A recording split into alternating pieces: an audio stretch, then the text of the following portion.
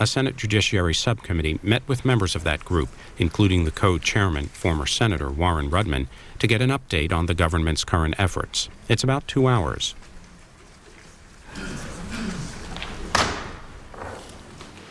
I'm going to take the liberty of beginning this hearing.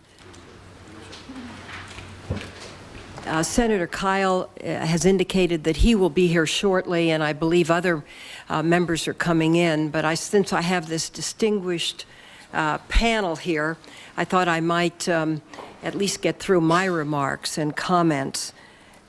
This is going to be the last hearing of this subcommittee in this Congress, and certainly the last hearing I chair for the next 2 years. And I did want to thank my ranking member, Senator Kyle, who has really exhibited leadership, cooperation, all with the highest marks. And it's been a great privilege for me to work with him. And now we look forward next year to these positions revolving. This subcommittee has held 13 hearings this Congress. That makes it the most active subcommittee on the Judiciary Committee. And I see we're about to be joined by the ranking member, who will shortly become the chairman of the committee. And we're delighted to welcome you, Senator Hatch. Please come. Perhaps you take Senator Kyle's seat until he is able to be here. A number of the hearings of our subcommittee resulted in legislation. I'd like particularly to mention the Enhanced Border Security and Visa Reform Act and the Public Health Security and Bioterrorism Preparedness Act, which came, parts of this bill, both these bills came right out of this subcommittee. Also, as a result of subcommittee hearings, Senator Kyle and I were able to get the provisions in the bioterrorism bill establishing strict new security requirements for labs that handle dangerous pathogens. Those provisions became law in June. Many of our meetings were on the need for more coordination and consolidation of the agencies that combat terrorism, an issue which is very much on the minds of members of Congress this week. For example, back in April of 2001, we held a hearing on the report of the United States Commission on National Security in the 21st Century, more popularly known as the Hart-Rudman Report. At that hearing, we heard testimony from our distinguished former colleagues, Senator Warren Rudman and Gary Hart. And I'm just delighted that Senator Rudman, who's been really wonderful in coming to these meetings, is back before the committee today. While some may complain about commission reports gathering dust on the shelves, there can be no question about the influence of the original Hart-Rudman report. That report proposed a new Homeland Security Department that would combine 4 federal agencies: FEMA, the Coast Guard, Customs, and Border Patrol. Many experts dismissed the idea of creating such a department as too ambitious and too politically unrealistic. And right now, Congress seems very close to passing historic legislation that would combine some 22 federal agencies with about 200,000 federal employees. The original Hart-Rudman report was a wake-up call for the nation, but one that we actually heard too late. In the report, the Commission warned, and I quote, "Attacks against American citizens on American soil, possibly causing heavy casualties, are likely over the next quarter century," end quote. But less than 6 months after that, a group of al-Qaeda terrorists killed almost 3,000 people in New York, Virginia, and Pennsylvania. Now Senators Hart and Rudman have joined up with a distinguished group of former government officials and private sector leaders to research and write a new report. Members of this new 17-member Hart-Rudman task force include 2 former secretaries of state, 2 former chairmen of the Joint Chiefs of Staff, and 2 Nobel laureates. The task force report is chilling to read, and its conclusion is even more disturbing. It reads, and I quote, "A year after September 11th, America remains dangerously unprepared to prevent and respond to a catastrophic terrorist attack on the United States. In all likelihood, the next attack will result in even greater casualties and widespread disruption to American lives and the economy, end quote. To reduce this vulnerability, the task force makes a number of useful recommendations, focusing particularly on how we can protect relatively neglected areas of our economic infrastructure, such as seaports, power plants, oil refineries, railroads, and urban centers. The task force's conclusion is especially worrying because it seems more and more likely that America will face a catastrophic terrorist attack. Both Senator Hatch and I serve on the Joint Intelligence Committee, and we heard the DCI, George Tenet, come before the committee just before we broke and say with very ominous tones, they are coming at us again. And we know that the intelligence chatter is up and that the threat is real and it is serious. Since September 11th, though, the Congress has passed major anti-terrorism legislation in the areas of law enforcement, intelligence, aviation security, and, as I mentioned previously, border security and bioterrorism. Last summer, Senator Kyle, Hutchison, Snowe, and I introduced a comprehensive Seaport and Container Security Act of 2002. This legislation would really thoroughly address the issue of port security from the point that cargo is loaded in a foreign country to its arrival on land in the United States. We had hoped to be able to get that included in the conference report of the Seaport Security Bill that was just voted on this morning. And although I voted for the bill, as did I think virtually every other member, it is a very weak bill still. And my staff has worked with the conference committee, but I'm hopeful that we will be able to continue to work next year. I look forward to working with Mr. Thomas in the House in this regard. We must have a strong seaport security bill, and particularly from my state, which receives about 60% of the cargo coming into this country. I think most of us believe that if something deadly or radioactive is going to be smuggled into the United States, the most obvious way is through our seaports on a container. Senator Bond, Leahy, and I filed an amendment to Homeland Security with respect to creating a successful National Guard program. And I'm delighted that you are here, Mr. Chairman, or almost Mr. Chairman, because I think that this is something hopefully we can work on next year. It has the support of the Governors Association, and I'd like to place their record place their letter in the record at this time, as well as the National Guard Association of the United States, and also the relevant comments from the United States Commission on National Security for the 21st Century, again known as the Hart-Rudman Report. So I am hopeful that this committee will continue to proceed in that area. Something that this report is going to mention has to do with legislation that is now sponsored by Senator Jeffords and Bob Smith. It's in the Senate Environment Committee that authorizes $3.5 billion to help state and local governments buy equipment and improve training for responding to a terrorist attack. And I think one of the things that this panel is going to make clear is the fact that the states are still left out in the cold. And the task force report has a very significant recommendation to create a 24-hour center in each of the states that can be responsible for interoperable communication systems between various agencies.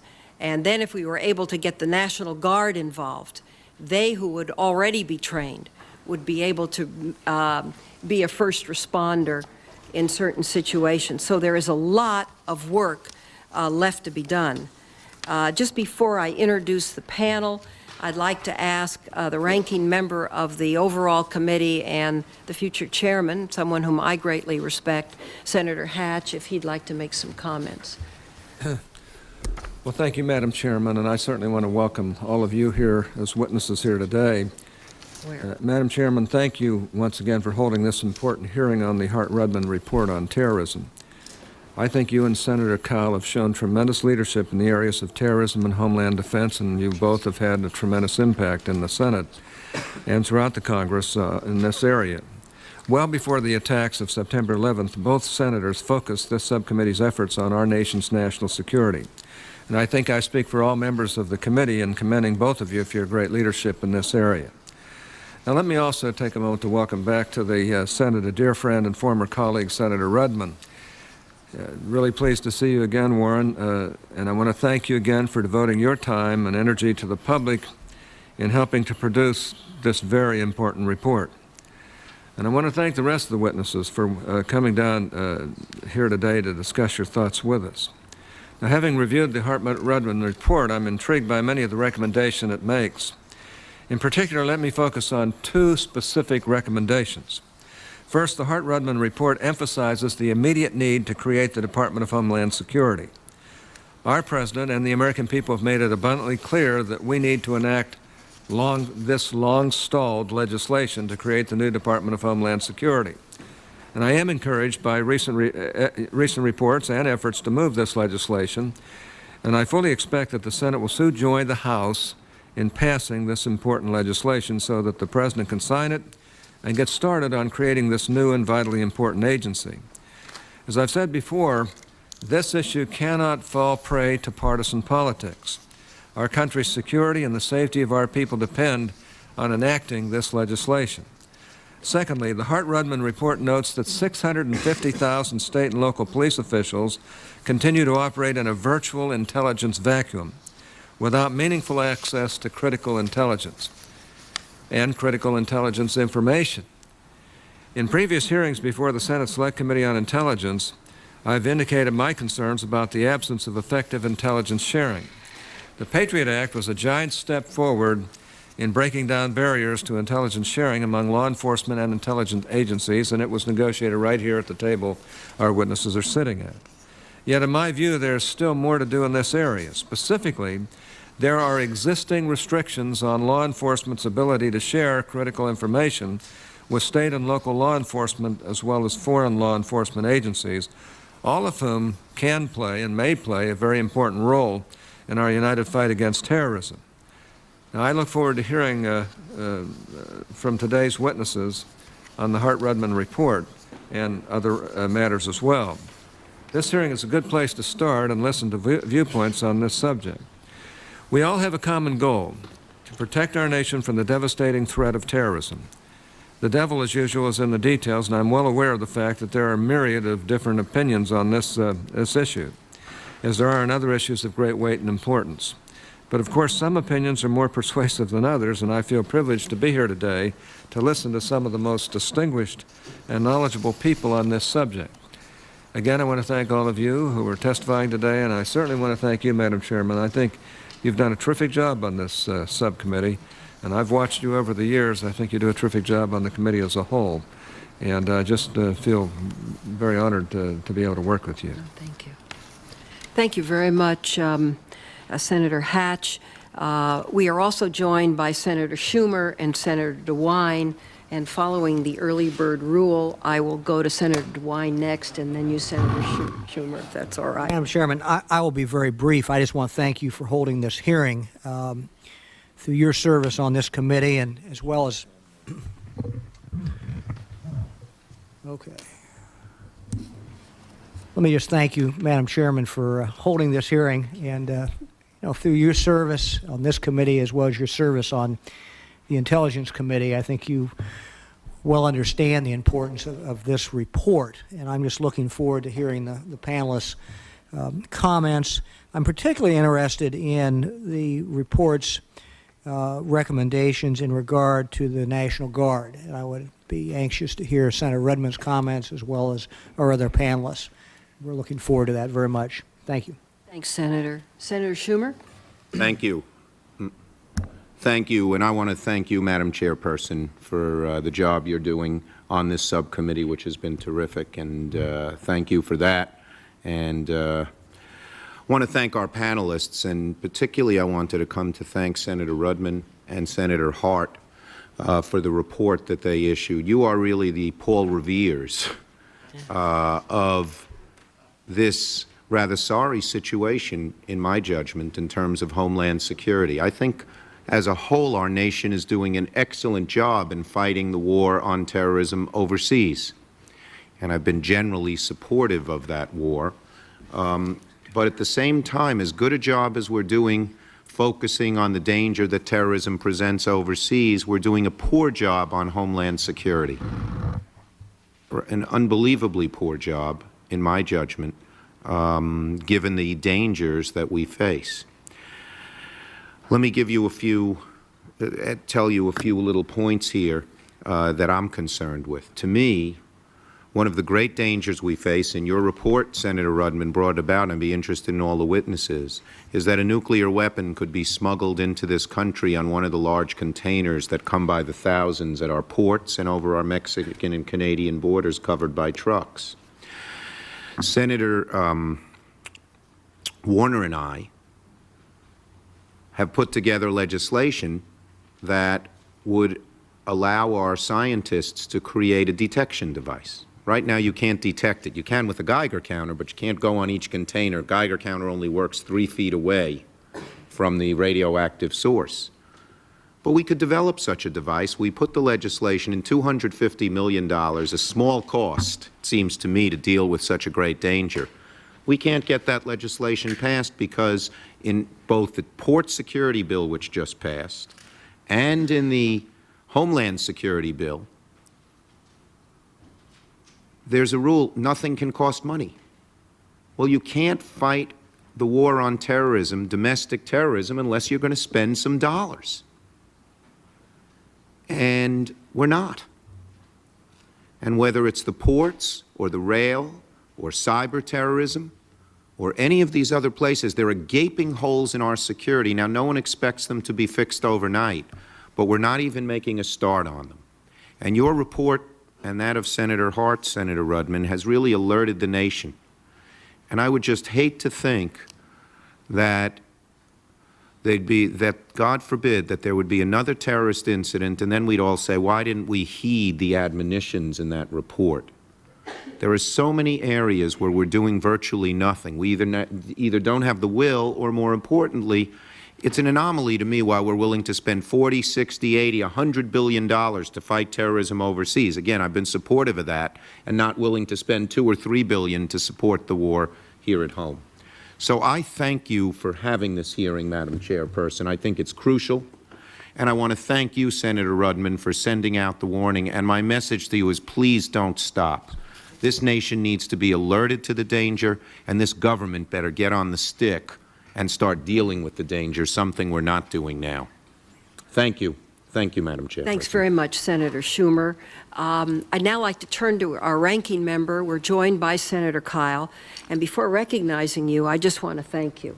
I couldn't have a better colleague, a better ranking member.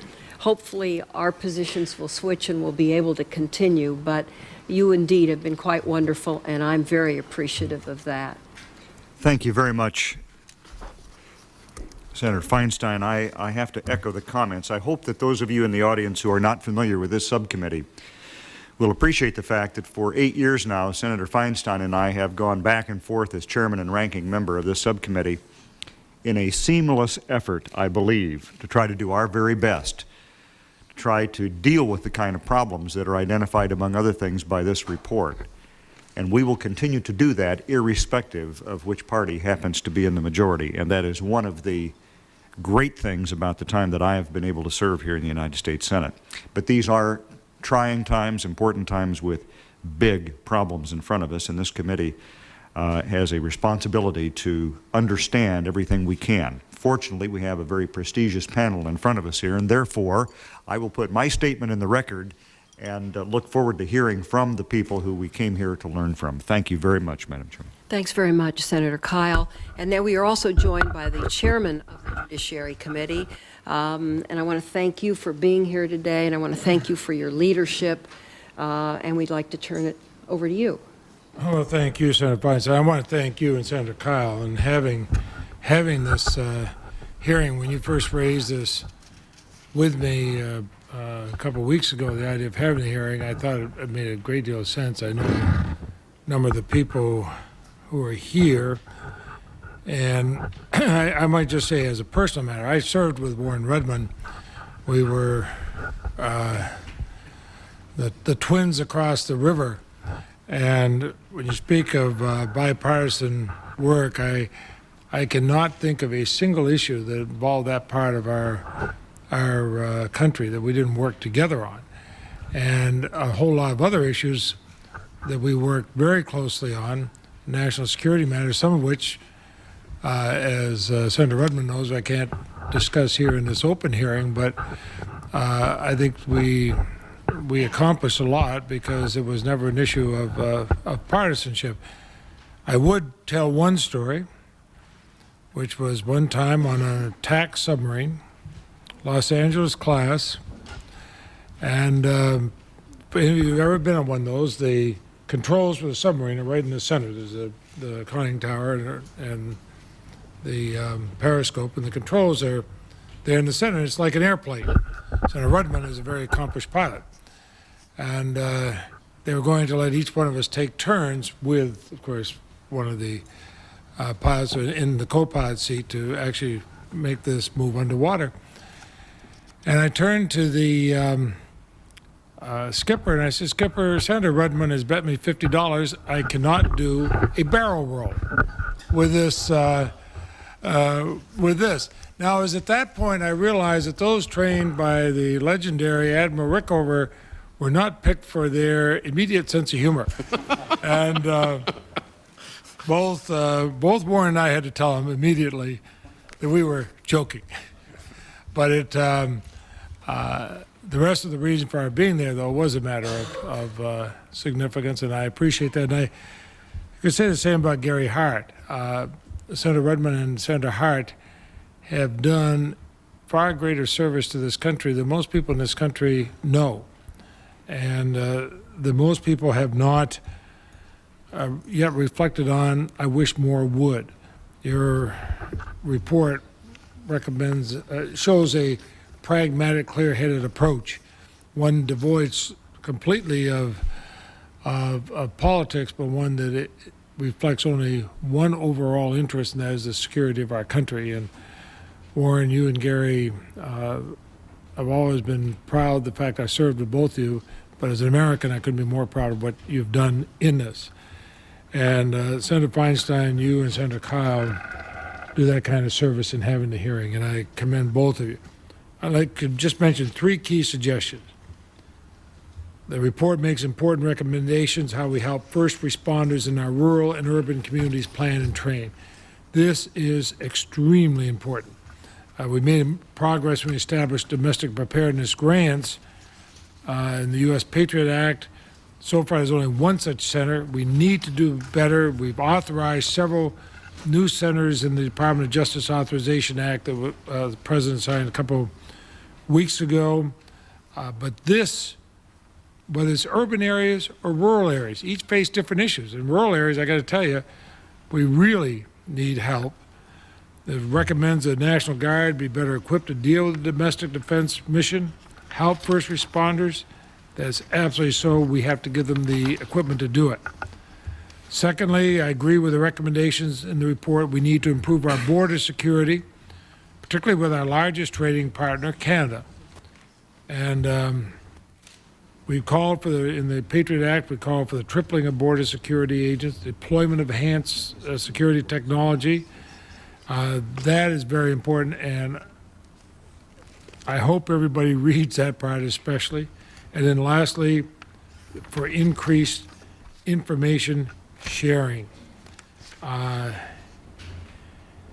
We have got to get better in cooperation. Senator Rudman was Attorney General of his state. I was state's attorney in mine. And one of the things I hear over and over again in this committee, we need better sharing. We saw it in the early part of the sniper rampage here in Washington, D.C., and the efforts to start sharing and realize the inadequacies we have here. Fortunately, things started to come together, and the person, somebody has been charged now. But we've got to make sure we have the ability to share real, timely information. Madam Chair, I'm going to put, in the interest of time, the rest of the statement in the record, but I want to make those points. And I did want to commend my good friend from New Hampshire, Senator Rudman. I want to commend what he and Senator Hart have done. And all the rest of you, I hasten to add, but I served with both of them. And I know this is a matter, you have to understand, this is a matter where they used to be very lonely voices in the Senate dining room, in the closed meetings, in the cloakrooms, saying long before September 11th, saying, wake up. Thanks very much, Mr. Chairman. Appreciate that. I'd like to begin now and introduce our four distinguished panelists. We very much appreciate your being here. And I'll begin with Senator Rudman. He has been a United States Senator for 12 years, served on several committees, including Intelligence, Appropriations, Government Affairs, but he's been very active since leaving the Senate. He serves as chairman of the President's Foreign Intelligence Advisory Board, as vice chairman of the Commission on Roles and Capabilities of the United States Intelligence Community. He's been the recipient of numerous awards in honor of his years of devoted public service, including the Department of Defense's Distinguished Service Medal, which is the agency's highest civilian award. If I might, I'll just introduce the other three at this time, and then we can just go right down the line. Our next witness will be Stephen Flynn. He is the Jean Kirkpatrick Senior Fellow in National Security Studies at the Council on Foreign Relations. He is a former commander of the Coast Guard, and his experience deals directly with Homeland Security missions. He's the former director of the Office of Global Issues at the National Security Council. And Dr. Flynn has been very helpful to my staff in a collaborative effort to create comprehensive seaport security legislation. And your expertise, I want you to know, is very, very valued. Mr. Philip Odeen of TRW Incorporated is the chairman of TRW Incorporated and a member of the board of directors. In addition to his nearly 30 years in the private sector, he's built an impressive record in the public sector as well. He served as Principal Deputy Assistant Secretary of Defense and later led the Defense and Arms Control staff for then National Security Advisor Henry Kissinger. He was also selected by former Secretary of Defense William Cohen in 1997 to chair the National Defense Panel. He's currently a member and former vice chairman of the Defense Science Board, as well as a member of the Chief Naval Operations Executive Panel. Mr. Randy Larsen is an ANSER vice president and the director of the Institute of Homeland Security. Colonel Larsen is an expert on the issue of Homeland Security, having studied, written, and taught extensively on asymmetric and biological warfare and the 21st century challenges to Homeland Security.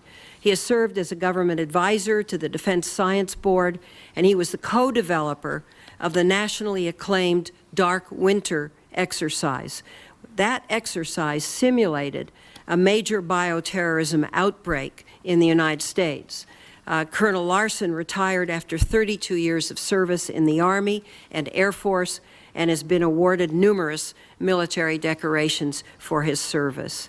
And those are our panelists. And now we'll begin with the distinguished former senator and someone who is always, every time we have asked, he has come to this subcommittee. And I want you to know how grateful we are, Senator Rudman. Madam Chairman, Senator Kyle, soon-to-be Chairman Hatch, Chairman Leahy, Senator Schumer, and my good friend Mike DeWine. I'm privileged to be here. I know better than most the burdens that you bear, and they are substantial. The 435 members of the House the 100 members of the United States Senate and the President of the United States' cabinet have in their hands the security, the safety, and the well-being of 250 million Americans. It is not easy. There are varying views. But I must say to you, Madam Chairman, that this committee has been seamless in its approach to this issue. I could never tell who was a Democrat and who was a Republican. This committee has truly done wonderful work, and I can tell you that the United States Commission on National Security, which I was honored to co-chair with Gary Hart, has recognized that, as well as the work of other committees in the Senate and the House that have tried valiantly to address the issue. I want to address just a few of the comments made in opening statements. I would say to Senator Hatch that we rejoice the 14 members of the National Security Study Commission who spent 3 years of our lives on that report and recommended essentially the structure that eventually became the legislation. We rejoice that it's finally going to become law. Let the past be the past. Why the delays happen? They happen. The important thing is it's now going to become law. And I must say that nothing is more important than integrating the 43 agencies and divisions of agencies into a cohesive unit under strong leadership to start to organize Homeland Security. Senator Schumer, I would agree with you that a lot that should have been done has not been done, but I would caution, and I've looked at this for a long time, I think the administration reacted very rapidly with the appointment of Tom Ridge. I am very familiar with what they're doing, and I must say that they've done a great deal. I think the Congress has done a great deal. The Patriot Act was an important piece of legislation. Other legislation was important. I understand, being on the Appropriations Committee, how difficult these issues are in a time of scarce resources.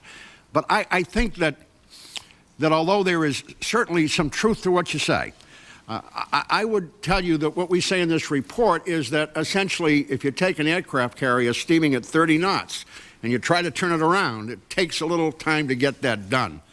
And this has been a tough assignment because until September 11th, in spite of not only our report but other reports, people did not take seriously the fact that the great Pacific and Atlantic Oceans no longer protected us from adversaries that prevented an asymmetric threat to anything that we'd ever looked at. And so I just wanted to make those comments to some of the statements made here. And by the way, thank you all for your gracious personal comments. I watch what you all do with great interest. No regret, but with great interest. I want to just add to Senator Feinstein's introduction to the panel that in addition to those that she mentioned, we also had, of course, Bill Webster, former head of the FBI and the CIA. We had a number of scientists and academics and a number of very prominent businessmen. The genesis of this panel is very interesting. All of you I know are familiar with Les Gelb or know him personally. Les was on the original Hart-Rudman Commission, and about 2.5 months ago, he called me and said, you know, it's now more than a year later, a lot has been done, but let's pick 6 or 7 key issues and see if we can get everybody's attention. Well, we surely got everybody's attention. This got more coverage by a factor of 10,000 than the original report, which was 3 years in the making. And so what you see before us is our prioritization of what we think is absolutely vital to get done and get done soon. I must say that I've been very pleased with the reception of this latest report. Without naming names, I will tell you that I've received calls from 6 of the highest-ranking people in this administration thanking us for the work that we did. That pleases us because it means that they're looking at it, and they are. And I've received invitations from a number of the cabinet agencies to look at what they're doing, and of course I've accepted those because to the extent that we can add anything. I want to thank Commander Flynn, who was a major resource on the original Hart-Rudman. He was then an active Coast Guard officer and was on temporary duty to, I believe, the council at the time. And we borrowed him, and he did enormous work, and he staffed this for us. And this was put together in about a 9-week period because we had so much to work on and so many things on which to base our work. I know Commander Flynn has a substantial statement to read. Mine is informal. Let me just highlight a few things that I think you have talked about in your opening statements and I think are absolutely critical.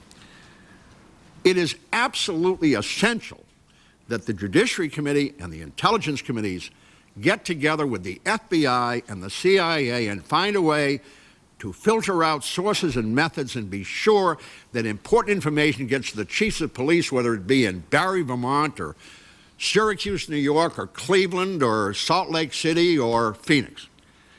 I was in Cleveland on Tuesday night, spoke to a large audience in Baldwin Wallace College, and then in the morning to a large business group in Cleveland.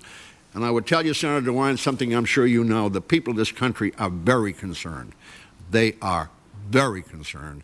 And wherever I go, people are waiting for visible action, which I know will start to happen soon with the creation of this department.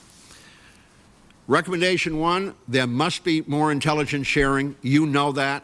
There are ways to do that without compromising sources and methods. Those of us who have been on the Intelligence Committee know how that's done. I don't subscribe to the notion we need a new MI5 along the British model. I think that will simply postpone action. I think we've got the resources, we've got the collection, we've got the people. Now it's a question of focusing their mission. Secondly, with all of the screeners at the airports, and some will disagree with this, I think if it had been a port attack on September 11th, we would have put all the money into the ports. However, it wasn't. So we're putting something like $200 million a month, a delta above the normal expenditure, into airport security. With all due respect, with the scarcity of funds, there are so many things that have to get done that I question whether that is a wise expenditure of resources. Not that we shouldn't have secure airports, but we seem to be putting all of the money into the TSA and very little into other places which are absolutely critical. Next, something that you all know. New York City was very fortunate. It has an extraordinary fire and police department. They're huge on a per capita basis, marvelous emergency medical response, and they were prepared to do many things. I wonder whether or not we could say that about most American cities. In fact, I don't wonder. I've looked at numbers, and I think the answer is probably would not be up to the standards that New York City exhibited on 9/11. What do we do about that? We know that these people need training in chemical and biological response. We know that they need equipment. We know that the health agencies need vaccines and equipment.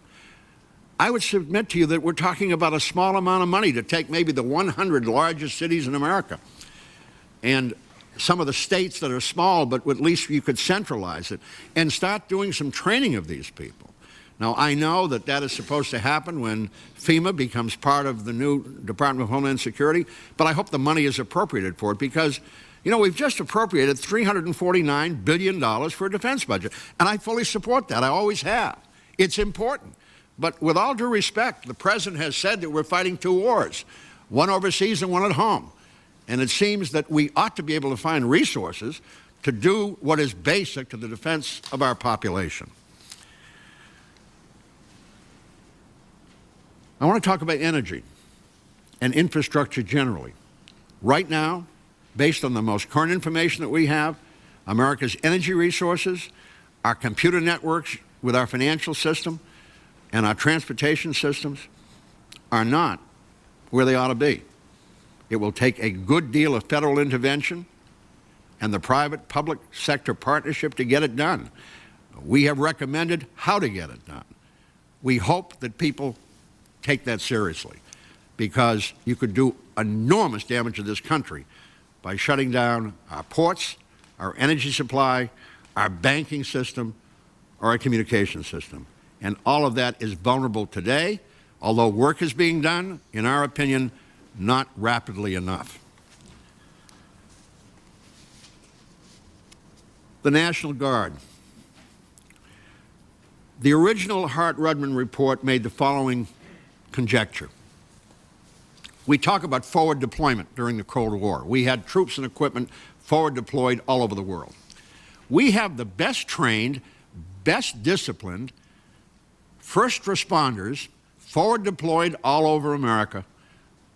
They are the National Guardsmen, men and women, citizen soldiers who have equipment, transportation, communications, and skills.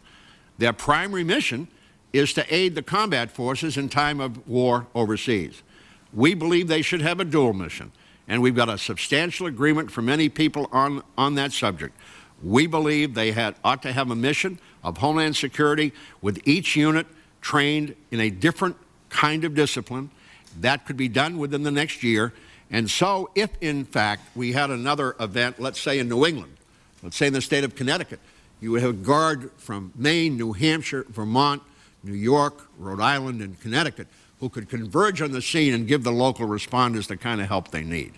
Not to do that with that kind of a force in place is a terrible waste of resources. They train a great deal. Their training ought to concentrate for the next year on Homeland Security. Finally, the other point that I just want to make is that we cannot overlook, and I address this, I think, as much to Senator Hatch as anyone, being soon to be the chair of the full committee. We have heard from many people in the private sector who really want to work more closely together in some of the infrastructure problems that we know exist and we outline in the report. They're worried about antitrust laws, and they're worried about Freedom of Information Act. They don't want their corporate secrets, if you will, which are legitimate, to be disclosed, if you will, because they are working with the government in a public-private partnership. They don't want to be subject of a public or private antitrust action because they're working with their biggest competitors to provide infrastructure protection. And so I would commend to you that there are ways to fix that, and I would hope that the full committee or the appropriate subcommittee would look at that in the near future. Let me conclude by simply making this observation, two observations. Number one, I've heard a great deal about prevention and a great deal about intelligence. It was only good enough it could prevent. Well, it can prevent something, but it cannot prevent everything. And anyone who is familiar with U.S. intelligence or MI5 or MI6 or the Mossad or the KGB and their whole history will know that they're very good at predicting force structure and general intentions and very poor at predicting with certainty what will happen and where it will happen. If it were any better, we wouldn't have had the Battle of the Bulge, we wouldn't have had Kuwait, and we certainly wouldn't have had Pearl Harbor. So for those who want to put all of their eggs in the intelligence basket and figure that's going to fix it, frankly, to use an old Vermont expression, that's whistling in the cemetery. It just won't happen. I told a group the other day that in baseball, if you bat 500, you're in the Hall of Fame. In intelligence, if you bat 750, you're a loser. And we're going to lose. So we've got to build up the response side of this equation and understand that's where it really counts. Finally, Madam Chairman and members of the committee, I've served in this place long enough to know that if you had an intelligence report that was absolutely certain that a city in the United States would be the target of a biological attack on a certain date in February in the year 2003, I have no doubt whatsoever that the local community, the governor of that state, that legislature, this Congress, this president would do whatever it took to get ready for that. It would spend whatever money it took. It would do everything to protect this nation's citizens. My question is a very simple one. Why do we have to wait for that to happen? And I hope we don't. Thank you. Thank you very much, Senator, and thank you for your care, concern, and most particularly for your talent. We really appreciate it. Dr. Flynn? Thank you, Madam Chairperson. It's a real honor to be here today. Senator Kyle, Chairman Leahy, soon to be Chairman Hatch, and Senator DeWine and Senator Schumer. I can't express our thanks enough for how quickly you assembled this hearing to respond to the report that I had the privilege to direct with my part of this very distinguished group of Americans who served, of course, the co-chair, Senator Rudman, who's such an extraordinary American, and also with us today, Mr. Phil O'Dean. Senator Rudman has touched upon many of the key findings of the report, and I don't think I need to review them here for you, as I know you've looked through them, and I just hope I could submit my written testimony for the record, and also if we might include the report itself, which is fairly brief, into the record. If I may, would you go into your concept of the state's 24-hour-a-day centers and how you see that operating? Absolutely. I just want to make a few opening statements, and then I'll speak directly to that. I just want to reiterate what Senator Rudman has said, of course, what the President has said, that we're a nation at war, and we need to fight this war both overseas and at home. And clearly our task force believes that we need to be acting on a wartime footing here at home, and frankly our view is that we're not. In trying to assess where we are post-September 11th, we obviously tried to, as we reviewed here, and we do give enormous credit for the work that has been done by this body, by the President, by senators and by governors and mayors throughout this land. But we have to parallel our assessment about how much progress we make against the threat. And I'd like to speak for just a moment about that threat. September 11th, if our adversaries didn't know it, taught them something. Two key things. One, that we're open as a society and largely unprotected. But secondly, they also indicated the enormous disruptive potential you get from engaging in catastrophic terrorism as a means of warfare. In my view, what we saw on September 11th is how warfare will be conducted against the United States for the foreseeable future. We must accept that as essentially the entry paradigm. There is value to doing this because not just that we are such a target-rich society, but it is that when you engage in this form of warfare, we do unto ourselves a great deal of disruption. And as long as that incentive persists, these vulnerabilities persist, I fear that we will continue to be targeted in this kind of way. The second issue we have to be cognizant of the fact, of course, is that Al-Qaeda is back and up and running. We certainly have heard ample amount of news of this, of course, just in the headlines today. And I know the Director of Central Intelligence, George Tenet, spoke before the Intelligence Committee not so long ago and stated that it's unambiguous as far as he's concerned. And I know everybody in this room knows that directors of Central Intelligence rarely say things are unambiguous. And I think we need to take that very, very seriously. The third fact of our modern life right now that I think led our group to be concerned that we are at a time of especially grave danger is the fact that we are poised clearly to go to war with Iraq. And the nature of this adversary should give us great pause, because he is not going to accept a Swiss villa with a pension as an exit strategy. He does have access to weapons of mass destruction. We don't know what kind entirely here. And he may well have good links to Al-Qaeda, which again is operational. The efforts we have made to date to improve our homeland simply have not yet gathered enough traction. It's not a blame on anybody. It's just simply the reality. As Senator Rudman said, you can't turn an aircraft, or you can't turn a great nation of this size and complexity on a dime. And we are in this tenuous window where, as we embark on that overseas effort, where our homeland remains extremely exposed, and there may be some incentive for our adversary, again, knowing the benefits one gets from this warfare, which is the mass disruption you achieve, to pursue this line of attack. And so this should not be a nation that should be complacent.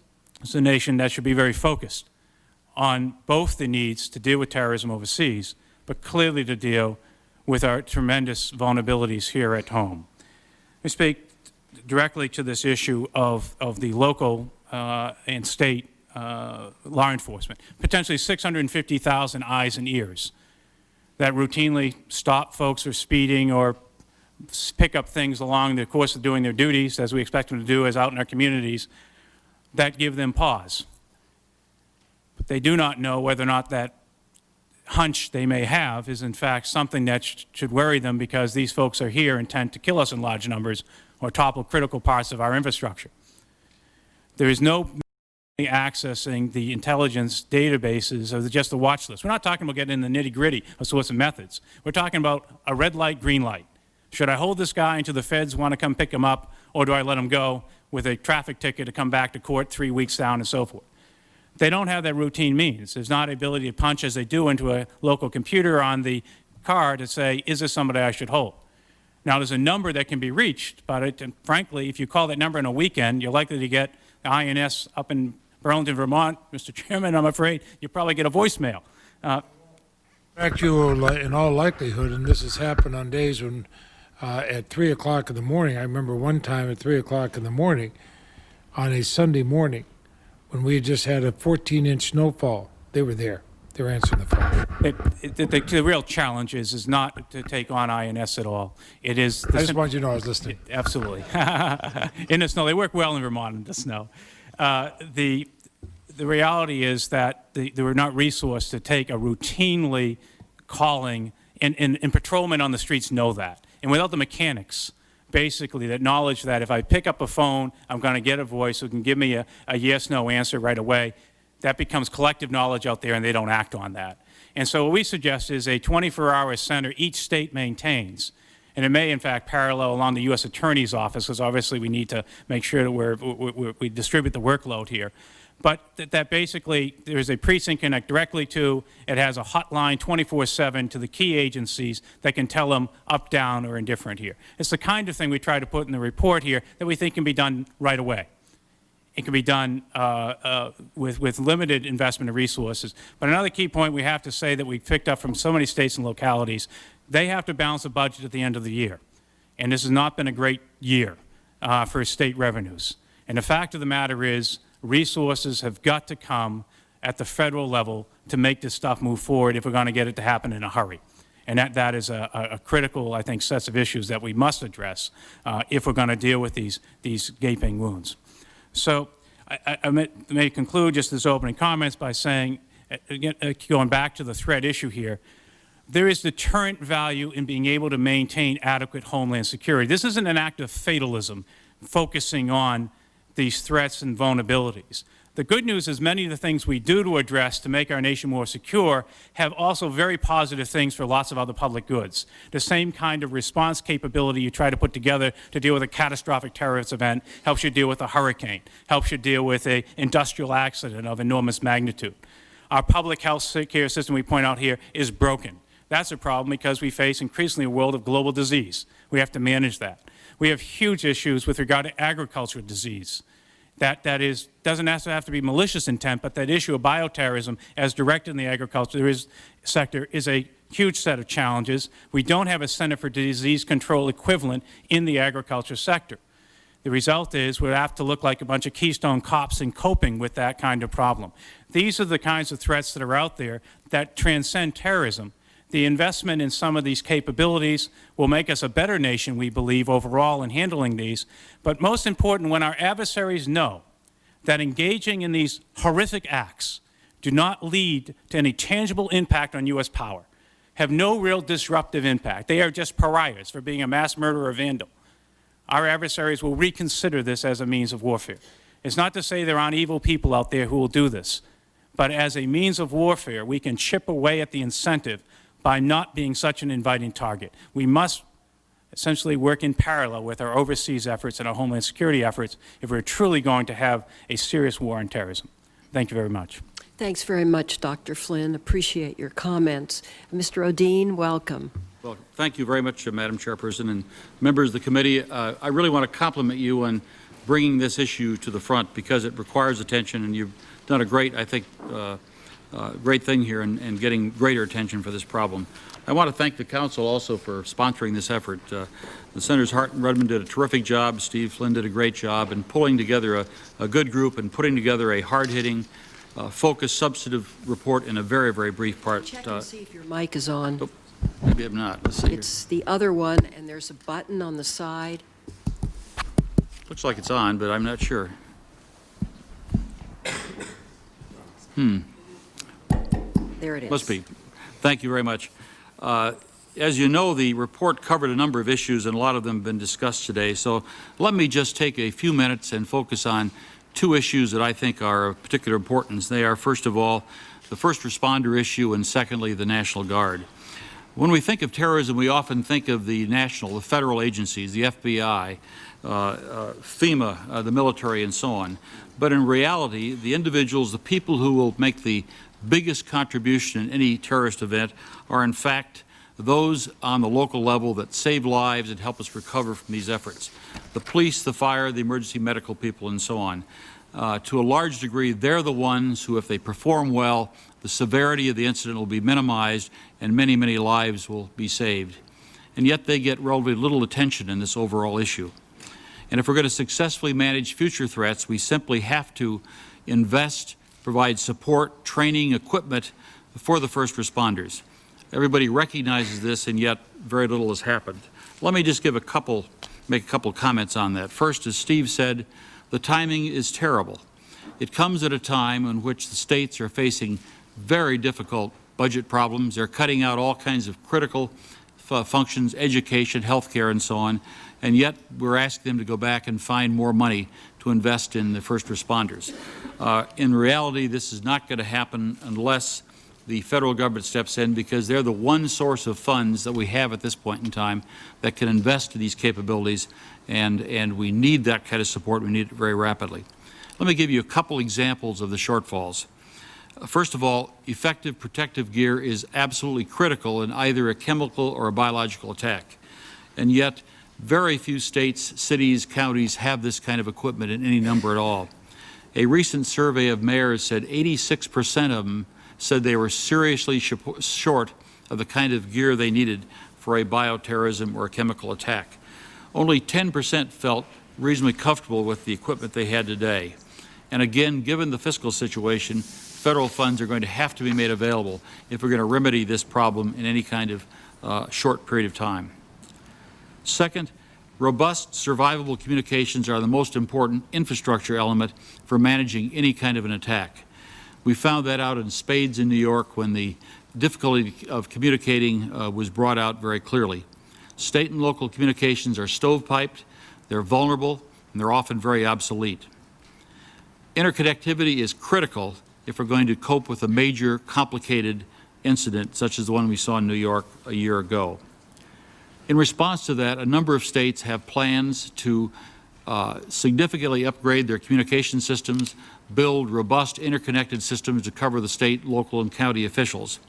Yet I think in almost every case, these plans have been shelved because of the current crunch on cash, including New York State, which had a very major plan almost ready to roll out, has had to defer that. So we have a situation because of lack of funds. We're simply not making any serious investment in this kind of interconnected communications. I should point out, Senator DeWine, Ohio is one exception. You actually have a very robust system, but very few states have this. Secondly, the National Guard. The National Guard plays, as we've said, an absolutely critical role in all aspects of Homeland Security. They're trained, they're disciplined, they cover virtually every part of the United States. We have 5,500 units scattered across all 50 states. They have equipment that's of great value in their normal course of events. They've got trucks, they've got aircraft, they've got communications, medical equipment, and this can be of extraordinary value in any kind of an emergency such as this. And they play a unique role. Obviously, they report to the governor as well as to the U.S. military. They are always well connected locally with local politicians and government officials, something that's not true if you bring in military units from the outside. And finally, they are exempt from the posse comitatus legislation, so they in fact can enforce civil law in a crisis situations. So they do play a key role and will play a key role. About 4 years ago, the Defense Science Board did a major study in Homeland Security, and one of our critical recommendations was to create civil support units in the National Guard to handle chemical, biological, radiological attacks. In response to that, we've now formed 22 of these scattered across the country, and this is an important step forward. But in fact, we need far more. Our report suggests 66, which would give you one for every state, plus you'd have 2 in larger, more populous states. Senator Feinstein, California being an obvious example where you probably need several. So again, we need to have more of these. We need to have them properly trained and equipped. If the Guard is going to be more effective more broadly in its role, it needs more funds, it needs more training, and more focus. As Senator Rudman said, it needs a second priority mission, and that is Homeland Security. A few examples. We should be funding joint exercises with local agencies to ensure they're ready for a crisis. Only by doing this do you work out the kinks and the problems that always emerge when you get involved in a complex operation. They should be funded to carry out very aggressive train-the-trainer programs. We need training across all these first responders, and the best way to do it very rapidly is to use the Guard and to cascade that training down to localities across the country. And finally, because of the nature of the Guard, when they work for the governor, they don't have job protection, and their pay is often much less than it is if they're on normal military duty. These are things that should be remedied. Madam Chairperson, these are just a few thoughts, and again, I want to thank you very much for holding this hearing and putting focus on this truly critical problem. Thanks very much, Mr. O'Dean. We look forward to asking you some questions. Thank you. Colonel Larsen? Thank you, Madam Chairman, distinguished members, for inviting the Institute for Homeland Security to give an assessment of this report. In 1838, a young Abraham Lincoln commented, quote, "All the armies of Europe, Asia, and Africa combined, with Bonaparte for a commander, could not by force take a drink from the Ohio River or make a track on the Blue Ridge in the trial of 1,000 years," unquote. That's still true today, but it's irrelevant, and I'm not sure we all quite appreciate that. It doesn't take a superpower to threaten a superpower. In fact, it doesn't even take a military force to threaten us anymore. Small nations, terrorist organizations, and even some transnational criminal organizations can threaten our homeland with weapons of incredible, destructive, and disruptive power. Most people in this room agree with that statement, so why should I state the obvious? But if we all really believed it, and if all the people in Washington, D.C. believe that, why don't we have a Department of Homeland Security today? Why are state and local law enforcement officers still operating in a virtual intelligence vacuum?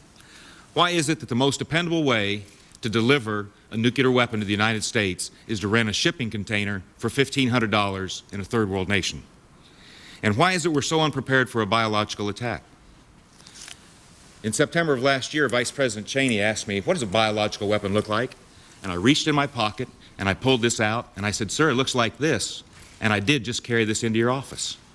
Now, this is not harmful, but it's weaponized Bacillus glabigii. Genetically, it's nearly identical to Bacillus anthracis, which causes anthrax, and we know what it did to the heart building last year. This was produced with equipment bought off the internet for under $250,000. This is a weapon of mass destruction that you don't have to be a superpower. I don't worry about a Timothy McVeigh doing this, but I certainly worry about al-Qaeda doing that. And we are not prepared. This weapon can be used to frighten us, to disrupt us like we saw with the heart building last year and the letters that came in here, or potentially with a sophisticated weapon and a contagious pathogen, it could threaten our survival. These are the types of issues raised by this distinguished and independent task force. We at the Institute agree with the vast majority of their findings. Most importantly, we agree with the President that we need the creation of the Department of Homeland Security. 5 of the 6 critical mandates identified by Senator Hart and Senator Rudman in this report can best be resolved through the leadership of a Secretary of Homeland Security and the coordination of their staff. While we agree that additional funding will likely be required for the National Guard, we're not ready to endorse the report's 6 major recommendations concerning roles and missions of the National Guard. These citizen soldiers are already stretched thin and preparing and executing a wide variety of missions. We are gratified but not surprised that the Guard and Reserves continue to answer "can do" when additional Homeland Security missions are identified. But we're concerned that we're abusing their patriotism. Simply put, we're not convinced that the National Guard, as currently organized, trained, and equipped, can meet the dual demands of preparing to support the Department of Defense in fighting major theater wars and at the same time be fully prepared to support governors in a Homeland Security role. We realize that sometimes recommending a commission to study an issue merely kicks the can down the road. However, in this case, the fundamental changes that may be required for the National Guard are so significant that a fresh look by an independent commission focused specifically on this subject is required. I want to mention it briefly 3. I will add a 4th additional to respond to Senator Feinstein's request about a command center, because I recently visited a great one. Additional items. First, the importance of improving America's preparedness for bioattack is mentioned in the report. Dr. Flynn just mentioned it. We cannot overemphasize the importance of rebuilding America's public health infrastructure. 40 years ago, we had a world-class public health infrastructure in this country. I'm not from the public health community, 32 years in the military, but today I understand that public health is as important to national security as the Department of Defense. And I'm very concerned with the state of our state and county and city public health offices. Second, considerable funds are being spent on training first responders. We fully support that at the Institute. However, we're not spending any money on executive education. In all the exercises we have run, from Dark Winter to Crimson Sky, where Senator Roberts played the President of the United States, and we simulated for the Secretary of Agriculture a foot and mouth disease attack on the United States. The people who make the important decisions in these scenarios and in the real world are not firefighters and police officers. They're senior elected and appointed officials. Who's educating them? It's all on-the-job training. We have to have a program. It's like 1950 again. We haven't created the academic discipline of national security. That wasn't created until Dr. Kissinger's and others in great schools came along. We don't have that system today.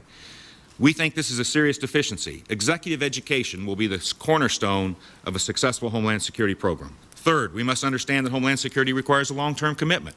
We had Nunn-Lugar Domenici, 120 cities. You mentioned 120 cities. That was a one-time effort.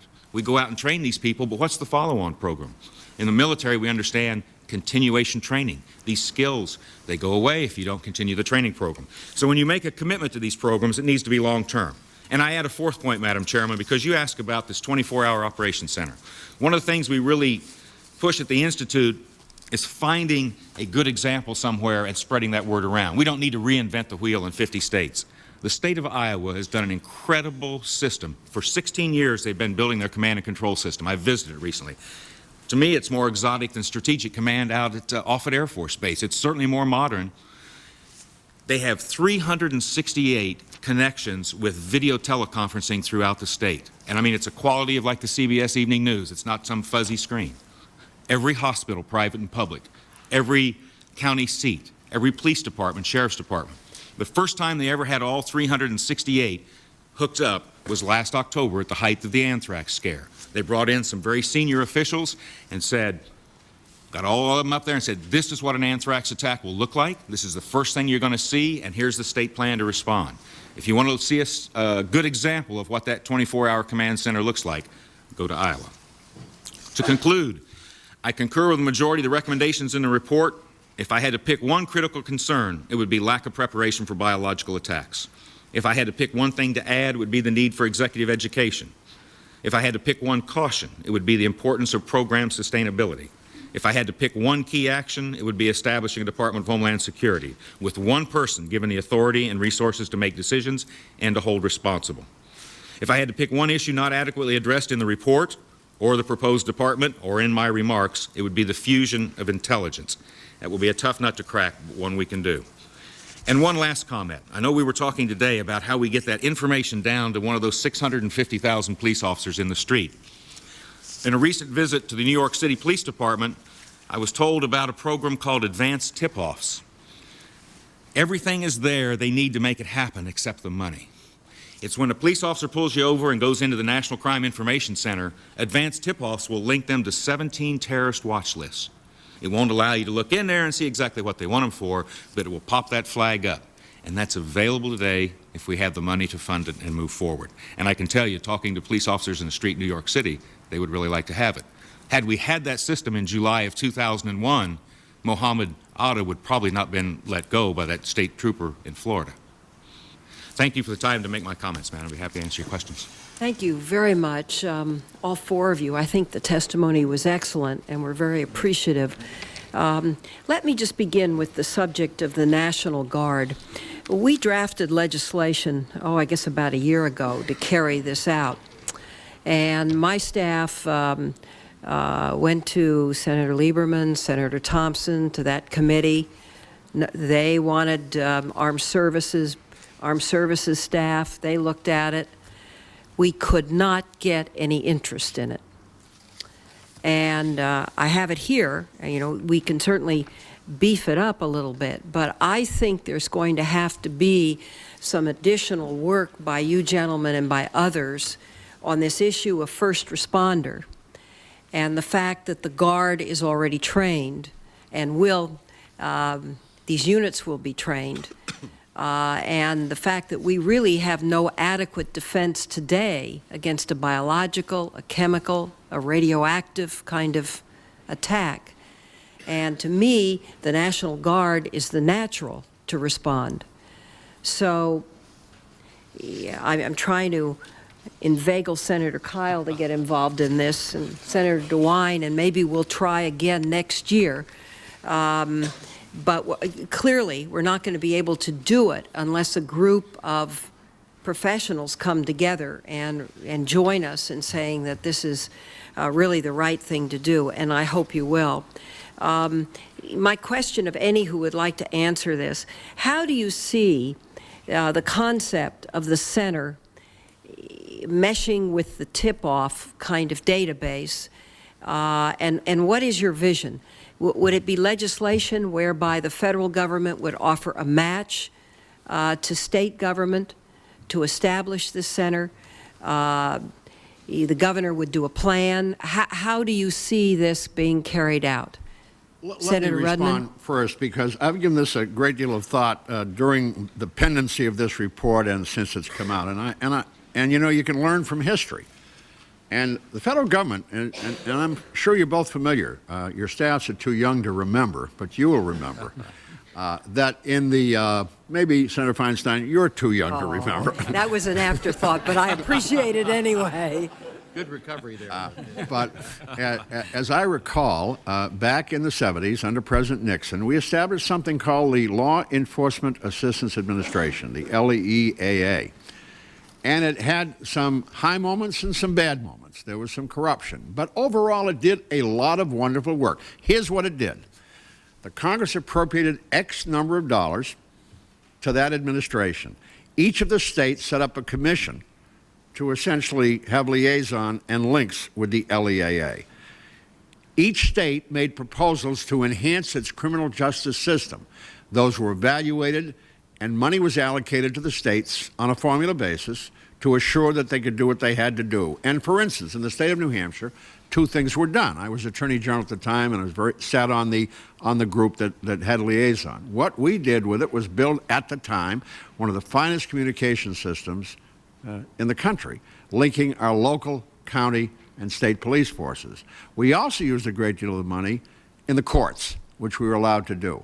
I would submit to you that there is a plan that might work, and probably the place it would go would be Department of Homeland Security and maybe FEMA in particular, a program of funding a number of objectives through overwhelming federal money with some state match to ensure that it get done promptly. I think that is a very good system. It worked very well. Now, there were some abuses in some states, but most people who you talk to will tell you the LEAA did a great deal of work, good work, in their states. I would say that's a good model. Thank you very much. Anyone else on this? I will say, Madam Chairman, the Iowa system was built exclusively with state funds, something they're very proud of. Of course, that was built in a period of time when they had a little bit more money out there, like many other states. But we agree with matching funds, and national standards, we think, are one of the most important things that we have. They'd be interoperable, particularly when we're talking about contagious pathogens. You know, we look at most governors and adjutant generals we talk to say disasters are local. We agree with that when you're talking about tornadoes and hurricanes and earthquakes. If you're talking about a contagious pathogen or perhaps a radiological dispersal device, it's a regional issue. So I think it's very important that there be national standards and the regional centers are linked.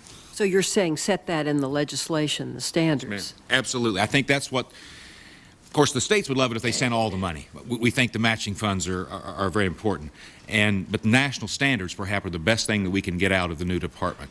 They have to be interoperable. Talking to Governor Keating recently, he was talking about his state police went out and bought new radios. They don't talk to the Texas State Police.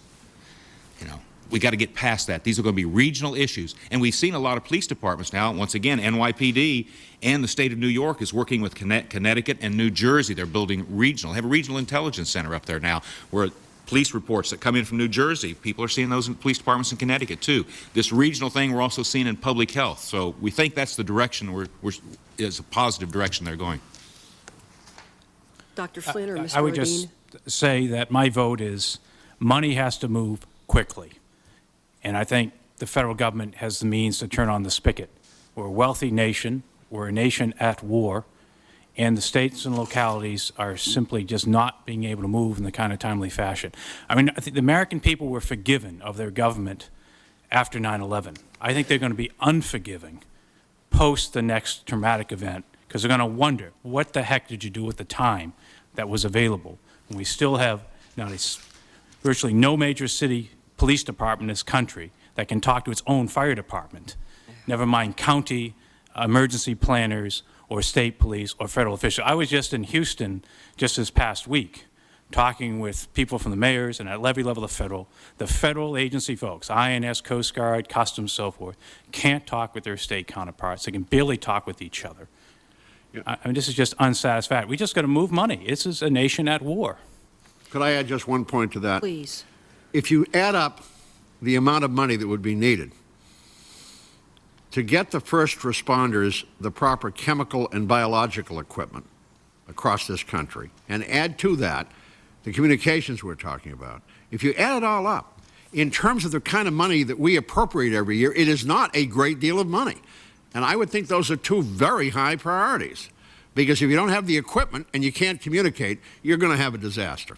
Would you be willing, this panel, to prepare a draft of national standards, since you've all studied this issue? I think we probably could, if you would like us to. I'm sure that we have the resources, certainly. If you would like some assistance, give you some recommendations, I'm sure we could. Good. I can't speak for the Colonel. Absolutely, ma'am. But certainly You're hereby fellows on that requested. panel. The Institute is for public service, and that's what you asked for. That's what we'll provide. And I think we can work together and give you that. But it's not just, it won't, not only standards for the centers, but standards for the kind of equipment that is needed and the kind of communications gear. And we have enough expertise to do that. Right. Excellent. Senator Kyle? Thank you. Thank you all for your testimony. It's enlightening, and it takes me back to two very general themes. One of the themes, Dr. Flynn, in your testimony, you said something that I hope is not true. I've been saying it isn't true, but I'm not positive. You say we seem to be slipping back to complacency. And I've been impressed with the fact that over a year now, the nation still seems to be pretty focused and willing to support what the government has asked to be done. You haven't seen the same kind of impatience that ordinarily characterizes Americans. With whatever we do, we want to get it over with right now. The President said in the beginning this is going to require a lot of patience, and I've seen a lot of patience on the part of the American people. But so it bothers me to have you say you're beginning to see evidence of slipping into complacency, and I'd like to have you talk a little bit more about that, because we can't let that happen. And danger signs that you've observed, I'd like to be able to focus on.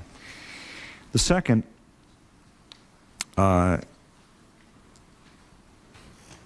I guess, by the way, you could first point to the United States Congress's inability to pass a Homeland Security Department bill within a time frame that the President has recommended, and which some of you have commented on. I mean, I suppose that's Exhibit A right there, and we're supposed to represent all the people. The second question, though, and this is the one that has always troubled me, and every hearing we've had, this is the question I get to. It is impossible in the United States of America, in fact, probably the only country you could do this with is North Korea, to really protect against any outside influences. I mean, we are such an open and dynamic country that it is literally impossible to protect against any threat. Now, what terrorists do is to probe for vulnerabilities, and there are millions of vulnerabilities in this country. And so then they set up a series of priorities. All right, what is not only vulnerable, but we'd get the most bang for the buck in terms of real terror out of what we do, and so on. And then they figure out what their target is. We have to, on the other side, try to imagine what they might try to do first, second, third, and protect against those particular vulnerabilities. It's a cat and mouse game that, to me, is almost impossible for the defense to ever win, which is, of course, why the President has said, and I suspect all of you agree, you've got to take the fight to the enemy. But that's another matter. That's not what you are focused on doing, and I understand that. You're focused on the hard stuff, which is, all right, after they've taken the fight to the enemy, what do we still have to do to protect the homeland? But it gets to this question of setting priorities. Now, Senator Rudman, you said, relatively speaking, it wouldn't be that much money to provide the equipment that would be necessary to protect against what Colonel Larsen says is probably the most worrisome thing to him, and that's the biological threat. And we both naturally say, well, how much would it cost exactly? Who all would have to be furnished the gear? What are the standards? Senator Feinstein asks, and so on. And that's important information for us to get. All of this is a long way of asking a question, not with respect to every specific kind of threat, but rather in a more general way. How do we set the priorities for what we have to do first, second, and third? Do you base it on what our last best intelligence tells us is being probed by the enemy? I mean, is that how you do it? That's kind of tactical, because you get different reports every month. Well, now we see them casing petroleum refineries, or we see them casing this or that or the other thing. You can't possibly protect against everything. And so, and let me just add a final thought to that. One of you, again, I think Dr. Flynn, in your testimony, you talk about the airport security, and Senator Rudman, you said the same thing. We're focused kind of on the wrong thing. We fight the last war. Well, we're fighting airport security, but that may well not be where the terrorists are focused now. Excellent point. And Dr. Flynn, you said monitoring based upon risk criteria. Is that really the risk now? Passengers going through being screened. I guess that's my question. And maybe the answer is, we don't know. That's why we need to appoint some experts to try to do that. But is it intelligence driven, I guess, is part of my question. Let me just take a quick review of that, because, you know, we talked a great deal about the very question you raised. The reason, if you look at these 6 recommendations, they're broad recommendations which are designed to prepare local responders, states and localities, with the ability to respond to multiple threats. If there is a terrorist attack, it will either be high explosives, as we've seen in Israel, Northern Ireland, and other places in the world, or, and I say this with great reluctance, but it has to be said, chemical, biological, or nuclear.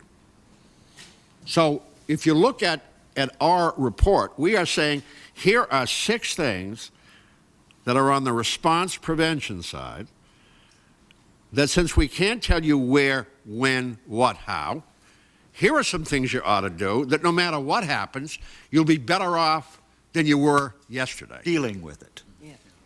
Exactly. That's my... Let me add on part of that, though, has deterrent value again. If the sense is that the nation is going to capably respond to these incidents, then the value you expect to get it, fundamentally impacting on U.S. power, is mitigated. So at least some of our adversaries might reconsider this, again, as a means of warfare.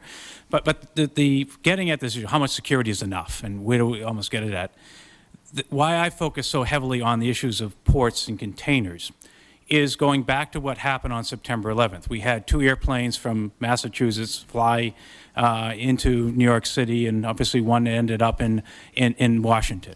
But we responded by grounding all aviation, closing our seaports, and effectively sealing our borders with Canada and with Mexico. We did what no nation could expect to accomplish against a superpower. We imposed an economic blockade on our own economy. That was what an adversary would look to accomplish. Why did we have to do that? Because we had no means to filter the bad from the good in that heightened threat environment. We had to stop the world to sort it out. Now, with planes, it took us 3 days to go through every single plane to verify there were no more terrorists or means of terrorists on them. And yet, on our seaports and borders, we opened it back up, not because the threat went away or because we were more secure, but because we did the arithmetic, that it was too costly to keep it closed. So a sufficient security, largely, that when you have an incident, you can contain the incident. A single container today used in a horrific act of terror, it's different from an industrial accident. If you had an industrial accident with a single refinery, you'd say that's an isolated event. If you had it in a container which is so ubiquitous, it moves 90% of all general cargo, 6.5 million by sea, 11.5 million trucks carry them across our land borders, 2.2 million by rail. And you say, wait a second, what's the baseline security that means another one of these isn't going to go up? And the answer right now is there is no standard for who gets to load what into them. There is no standard with regard to security who gets to carry them.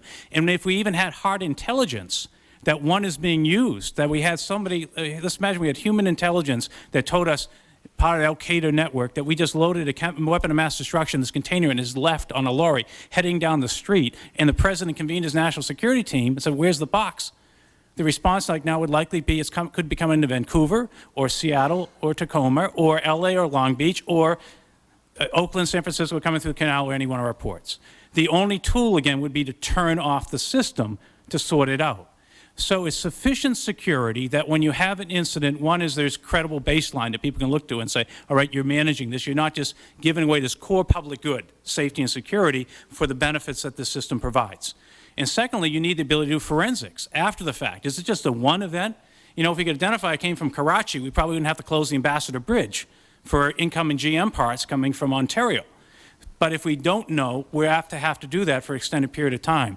And so what we have is what the people who built us, this intermodal revolution, will tell you. They gave us a low-cost, efficient, reliable system that allows us to move around the planet at incredible economic benefit to this country. But we never put security into the system. It was presumed to raise cost, undermine efficiency, and undermine reliability. And so we're in a world with increasingly integrated, sophisticated, concentrated networks for which no security is put in, and what we now must be in the business of doing is retrofitting it in. But the good news is they're dynamic systems, and they provide an opportunity for us to put security in at the outset. Just like we build safety into the aviation industry, safety in the chemical industry, we just now must build security into these same industries. I would want to add on that point that Commissioner Bonner deserves a great deal of credit for his recent initiatives. Some of them are very controversial. Some of them came from the original Rudman report, which frankly Commander Flynn drafted that section, to start doing more of the inspection, not at the point of debarkation, but the point of embarkation, to put customs people overseas to start to find out who's loading these containers. Well, there's been a great hue and cry from some of our trading partners. It's going to slow up commerce. But I must say that the commissioner, who I've talked to on a number of occasions and looked at what they're doing, they are starting to try to do this. But this is a very daunting task. It will not happen overnight. Senator Kyle, and I agree with what Dr. Flynn has to say about a delivery system of ports. But if we made all of those containers completely secure, I can still come in the country, walk across the border, drive across the border, fly in with this. Oh, sure. At the Institute, the model that we look at is, where do we spend our money? Can't protect everything. Which threaten us the most? I remember Governor Gilmore, his initial commission, they sort of looked at the high probability, low consequence, car bombs. The first Hart-Rubin report, I think, was more focused on the low probability, high consequence. And I think that's where we have to spend our limited national resources, is those things that can threaten our survival. Even when you look at 911, terrible tragedy for the families, the friends, 3,000 people, a little less than that, 3,000 people died. In 2001, 6,000 people died of food poisoning in this country. 7,800 people died because they didn't take proper precautions in the sunlight and they got skin cancer. So we can't defend against everything, but those things that can threaten the survival of our nation, threaten our economy. We saw in the Dark Winter exercise, we only killed 2,000 people died in the 22 days of that exercise. Senator Nunn played the president. Is that the smallpox? That was the smallpox. Jim Woolsey played the CIA director, Bill Sessions, the FBI director, very distinguished panel, and it was so different. We had some of the greatest national security leaders sitting around that table. They said we didn't know what questions to ask. It's so much different than a bomb coming in a shipping container or an airplane crashing into a building. This is someone bringing an epidemic to America. And the people that respond are those public health officers. I just returned from 3 days in Philadelphia with the 103rd Conference of the American Public Health Association. I have a minor mistake I'd like to correct in my statement that I submitted, where I said it was funded, this report that I saw was funded by the Centers for Disease Control. People from Centers for Disease Control participated, but it was actually funded by the Department of Justice. And they went out and looked at 2,200 city and county public health offices, and they gave them grades. Like in a university, 100 to 90s an A, 89 to 80s B. 74 of them flunked, being prepared under 20 criteria they established for responding to a biological attack.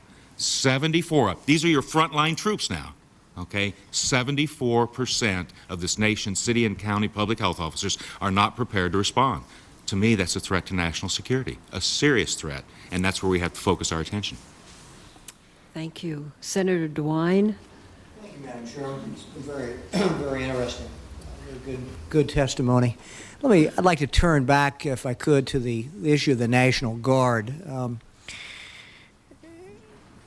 National Guard certainly is a great resource, and it's a resource that we need to better utilize in regard to preparing and then responding to this war on terrorism. I don't think anybody doubts that.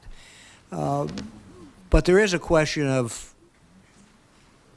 if they're doing that, what are they not doing? And I think the Colonel raised that issue. We currently in Ohio have members of the National Guard in Northwest Ohio helping clean up and deal with the aftermath of a number of very deadly tornadoes. I'm sure every state that got hit has guardsmen doing that. When we have floods on the Ohio River, our members of the National Guard are down there, and I've been down there with them, and I'm sure that Senator Rudman has been with his Guard as well in different tragedies. We currently in Ohio have members of the National Guard in the Middle East. We have them in Bosnia. And so I'd like just maybe if we could have a little more discussion, maybe start with Senator Rudman about if they're doing this, Senator, and they have this new dual responsibility, how do we in a sense pay for it? Not just with dollars, but within the question of their time and their resources. Senator Wine, let me say that, I don't disagree with the predicate of your question, or for that matter, with Colonel Larsen's concern. But let me simply lay out the way we looked at it and try to answer your question specifically. The Guard people that I know are very proud of their combat mission. Factually, in the world we live in today, that combat mission is probably not apt to be called on in the foreseeable future. That is not what we are facing. Certainly they were called up for Desert Storm, and they could get called up for a war in Iraq, but the call-ups are relatively few and far between, for which we are all thankful. Meanwhile, they train for that mission, no matter what their unit is: artillery, military intelligence, hospital, military government. They train for that mission. All we are saying is they should get some dual training. And that dual training should be provided by skilled people, provided by the Pentagon and by other federal agencies, to train them in some other skills that they have equipment and general training and discipline to deal with. Now, how do you pay for that? Frankly, I think you have to pay for it with increased appropriations for the Guard, because they are our greatest human resource right now, other than the 650,000 first responders that we have, and they are located in all the right places. I want to say just one other thing. I have talked to a number of Guard people around the country, and they came up with something that I never even thought of, nor did our commission think of. They believe it will be a boon to recruiting. And the reason they believe it'll be a boon to recruiting it's because a lot of young people today, and I talked to many in your state on Tuesday night, and at a wonderful college outside of Cleveland. And it's interesting in talking to young college-age students that they all, no matter what they say, usually have one question in common: what can I do to help? I mean, I feel so helpless. I mean, the president says, we're all in this war together. Okay, so what would you like me to do? And, of course, nobody has an answer.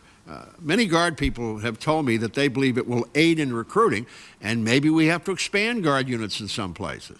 I don't disagree that they are, right now, probably overworked in many ways, but we are facing a major crisis in this country. It would be a terrible thing if we had a major incident of a weapon of mass destruction in a Midwestern state, and there were 100 Guard units within 50 miles of that location who unfortunately weren't trained to do anything that could be helpful. That's our point, although we certainly agree with Colonel Larsen and with you that there are issues here. But we think the overriding issue is Homeland Security. Well, I appreciate your response, and it seems to me as we look at this whole matrix of how we put this together, we clearly do need a cadre of people with very specific expertise who can move in a general geographical area. And you probably can't afford to have those people in every community, but you need to be able to surge them into that area within a short period of time. And I think, Senator, your point is very well taken. Our Guard in Ohio and every other state is set up to surge very quickly. That's right. You know, they're set up to go to the Ohio River very quickly. They're set up to go to Van Wert, Ohio very quickly if they have to go to Van Wert, Ohio. Colonel? Well, I'd like to add, too. go ahead, please, go ahead. I think this has been a difficult issue for the Army and the Guard for a number of years, but I think it's changing. For a long time, as Warren said, they saw their combat mission as the critical thing they were doing, but that's really not true anymore. You know, we've transformed the active duty military. We're in the process of transforming it. Heavy armored divisions and things like that just simply have a lot less of a role these days.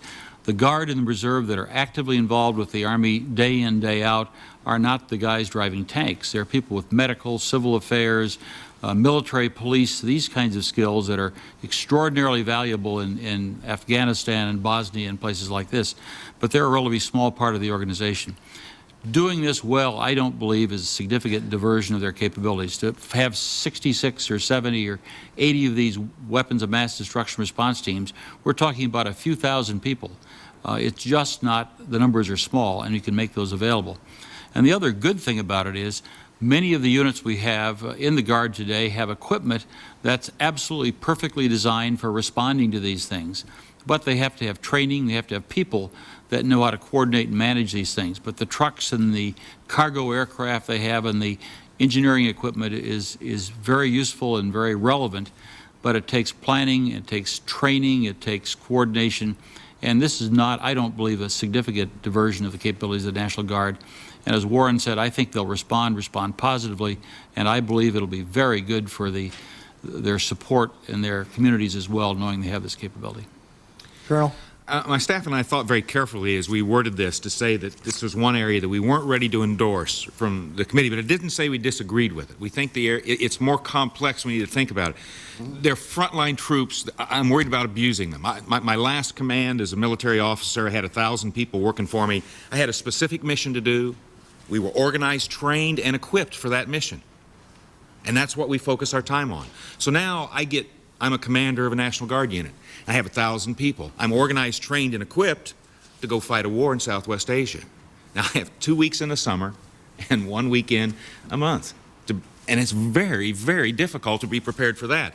And now you're going to give me another mission. Well, there's some of the skills, the training, some of the discipline, whatever, but it's a different mission. And I'm thinking maybe, that's why we need to look at this, we may want to have more of a commitment to where that National Guard, they're organized, trained, and equipped to help that governor for what he needs. Madam Chairman, if you were the governor of California, what would you want to have? F-16s and M1s tanks in your Guard unit? Or would you rather have transportation, medical unit, communication, and military police? I know which one I would want. So I think it just needs to be looked at. In many cases, the top-off exercise in Denver of May of 2000, they simulated a plague attack. The federal government did their job. That push pack, 94,400 pounds of antibiotics, arrived on that 747 freighter. Federal government said, we've done our job, Denver. Now you have 48 hours to get 2 million people little bags of antibiotics to protect them from plague. So I don't need 19-year-old kids that can do 100 push-ups and fire expert with an M16. My 77-year-old mother could have helped do that. That's why I think if we had this sort of commission to look at this, volunteers would be a great help to us. We don't have to pay for National Guard. Organizations like the Rotary Club, and I'm not a Rotarian, but I think they do wonderful work around the world in public health areas.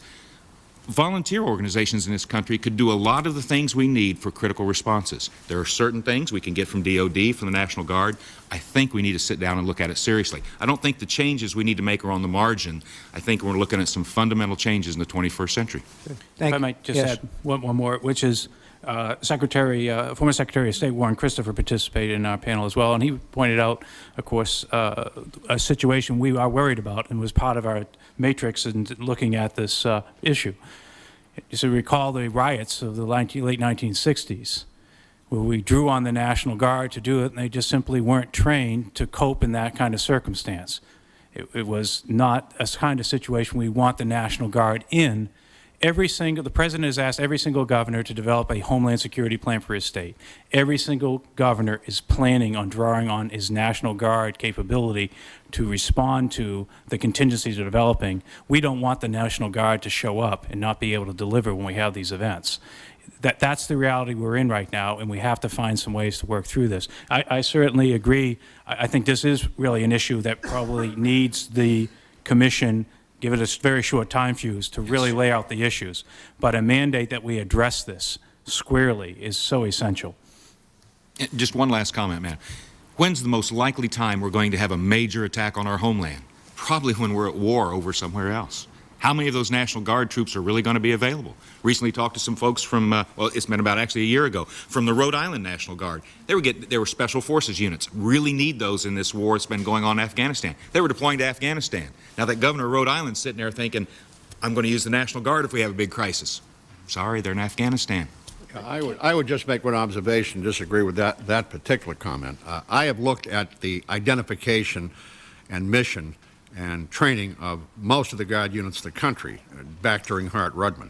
I would agree with Colonel Larsen that those units which are armor, heavy infantry, mechanized infantry, airborne, special forces, probably you might give them some dual training. I am talking about the majority of those Guard units, which are transportation, communications, government, military police, military intelligence. There are a lot of units which do not have what I call primary combat missions. I think that obviously some of these units probably will not get into this matrix, but I believe that you can distinguish between the two.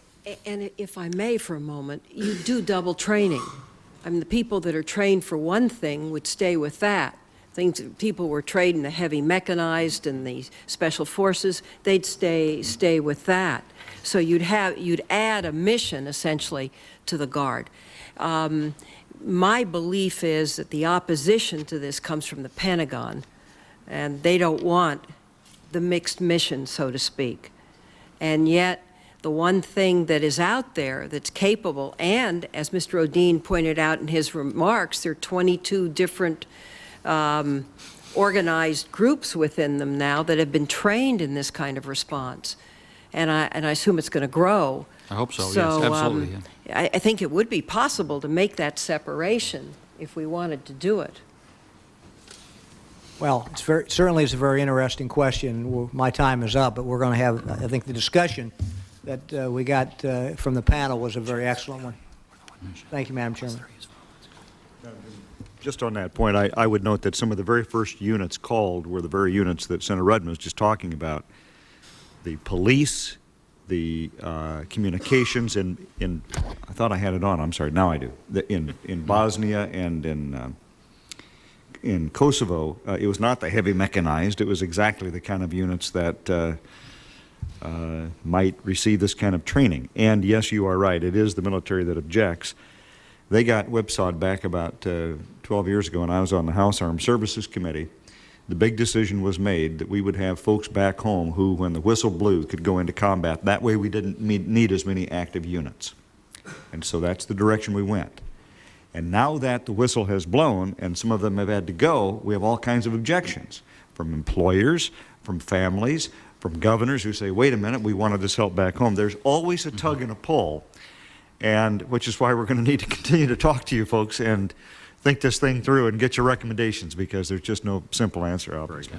We structured our which is now an amendment, which hopefully will become a bill, after the counter-drug mission of the Guard. Right. So they do have another function as well. I think the point that was made out here is that they're in the right places and that they can be trained. And once trained, you then, even if they're not still with the Guard, you've got that qualified volunteer that you can call upon when you need them. And it's not always a zero-sum game is the problem. If you activate a particular unit, what are you taking out of that community? There's a lot of police officers that are also National Guardsmen. We found that in Dark Winter when Senator Nunn said, let's activate all the reserve medical units. Okay, how many doctors are you taking out of hospitals and nurses out of hospitals that are already? And it turns out the Pentagon doesn't have that in a computer database we can look at. If you activate the umpty-ump unit, if it's a medical battalion in Pittsburgh, what do you do to the hospitals in Pittsburgh? We need that information. That's why I say I think this is something that needs to be studied very specifically and in a quick time span. And there's in Houston again, if we do a rollout to a major SEALIV operation to do a war contingency plan here, the Coast Guard, the few limited resources that are trying to protect that channel and all the critical infrastructure, which is the bulk of our energy, supplies for our nation will be drawn away to do escorts for those rollout things. The Department of Defense is fully expecting that the Coast Guard will be providing that force protection capability during those rollouts. They'll leave nothing left over for that other critical vulnerability. So these are the kinds of conversations they've not had. I think that's why it's so important to get the Department of Homeland Security on board and running, because that kind of issue will then be rising to the top. It's not an agency head trying to struggle with it in a morass. It will be something that you get some policy resolution on. Any other questions? Senator Kyle, Senator DeWine? Madam Chairman, I just look forward to continuing to work. We keep saying, well, could you come back one more time, and could you keep giving us information? But I really appreciate the effort of everyone here. Your staff, I know, has worked very hard as well. And I do look forward to continuing to get your advice. It's very helpful. Madam Chairman, They've been requested, and the price is right. Yeah, right, sure. So we expect to get some standards. Yeah, Madam Chairman. One last just comment, and I'm not going to ask for a response today, but one of the things I found interesting, Senator Rudman, was your recommendation in regard to looking at the antitrust exemptions for private companies. And I would like to look at that as far as what actually the need is. As you know, Senator Cole is currently the chairman of the subcommittee. I am the ranking Republican on the subcommittee. It's possible that January I'll still be there, and I'll be the chairman. So that's something that we would want to work with you on. We would very much like to give you some material on that. We don't think it'll be very controversial. Because it really will be doing something that the government is going to mandate them doing in infrastructure provision. So we will get something to you. We look forward to working with you on that. And I want to say to the chairman, you asked a question, how much would it cost? I did a quick calculation. For instance, if you wanted to give chemical bioprotection equipment to every one of those responders, all 650,000 of them, it would cost about $500 million. Well, that is a lot of money in one sense, but it isn't in another sense. And besides, that's not what you would do. You would have a certain number of units in each community that were equipped. They would be a response unit. So we are not talking the kind of dollars that we're talking. We talk about a defense budget or an entitlement program. I mean, to buy that kind of equipment, communications equipment, we are talking several $1 billion, but we are not talking the kind of mega numbers. When I was on the Appropriations Committee, I always used to remember Everett Dirksen's great line, except I changed it from $1 million to $1 billion. $1 billion here, $1 billion there, eventually it adds up to real money. Well, the fact is that $2 to $3 billion in Homeland Security, properly spent, would give this nation a terrific amount of preparation for what we are literally naked right now facing these threats, which is what the Colonel has said, it's what Phil O'Dean has said, it's what we believe. And I know that's a hard sell, but it'll be a lot harder sell if something happens and we're not prepared. I believe the Environment Committee has $3.5 billion for first responders. There's a bill. That's what reported on the Environment. Pardon me? There's a bill that's been reported on the Environment Committee that's authorized $3.5 billion. Yeah, well, I've just said there's a bill that's just come out of the Environment Committee that authorizes $3.5 billion for first responders. Madam Chairman, I had a lot of experience with authorization. It's the appropriation I care about. If I may, on just one final, which is security is always a curve of diminishing returns. To get that 100% is an exponentially lot of effort and energy. The first 70% often is affordable. The key is to build layers of 70% that gets you within the mix. We have focused on single point security that we want 100%, that always looks prohibitively costly and will fail likely. Right. And it's changing the mentality that it's either or. No sense trying because we can't get 100%, to realizing that there is relatively low-lying fruit. And if there's anything that we try to identify in this group are relatively, in the scheme of our threat and vulnerabilities, relatively low-cost investments can be done quickly, can make us an order of magnitude more secure. This is a difference between potentially hundreds of American lives lost and tens of thousands. And that should be clearly something we'd be willing to invest in. Absolutely. Thank you, gentlemen, Thank you. very, very much. Very good panel. We're very grateful.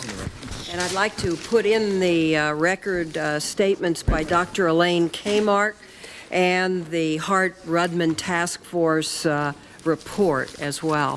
Thank you, and the hearing is adjourned.